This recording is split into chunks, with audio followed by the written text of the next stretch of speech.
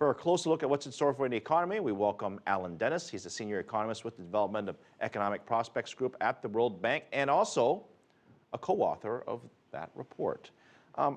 Welcome. I have so many questions to ask you. Let me start with the report itself. What changed from last year to this year? What was the biggest difference you saw?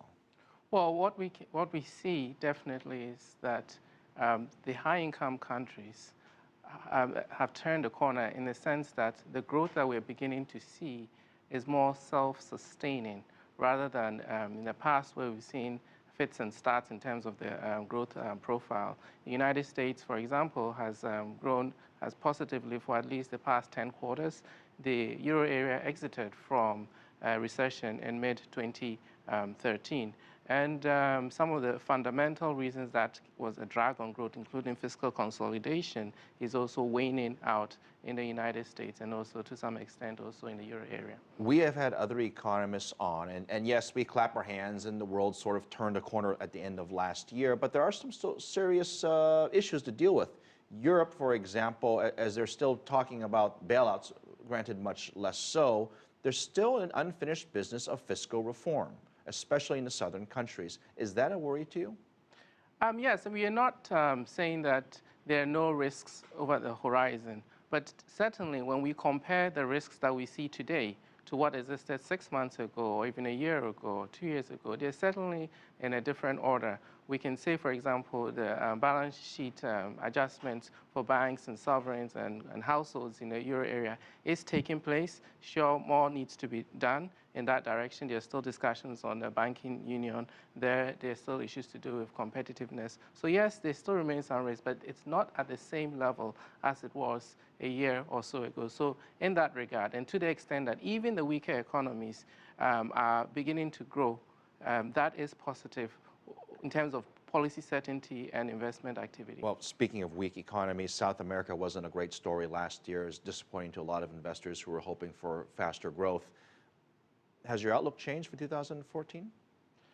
The interesting thing, not only for South America, but this does apply to South America, is that their growth has slowed to what is consistent with their underlying potential of the economy. Because if the economy is growing at a heady speed, then there are chances for future crises in the future. So even for developing countries, the slower growth that we report in this report is good news to the extent that it is consistent with their fundamentals. Well, here's my confusion with the whole thing. I get it. Slower growth becomes more sustainable, yes, and we're going to put a sort of more positive spin on that. But at the same time, wouldn't faster growth that's more sustainable be better as well? And that's a good question. Yes, of course, more is better if it's good quality growth. And one of the arguments we make in the report is that for developing countries to claim that sort of higher level of growth that they were used to in a pre-crisis, say, boom period, yeah, the kind of policies that are needed now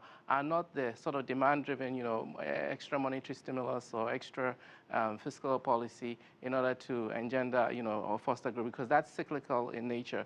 But policies that affect the supply side of the economy, the potential of the economy, including technological advancements, education, things that improve the competitiveness of the economy. Of course, it differs from one region to the other. So, so more growth is good. So as long as that growth is affecting the underlying. So growth is slowing. It's okay. You're not exactly pleased with it. You'd like to see faster growth. Another area of the world that's seen relatively fast growth is China. Sure. And obviously that's sort of the elephant or the panda in the room. If people are watching this program, are very interested in what's happening there.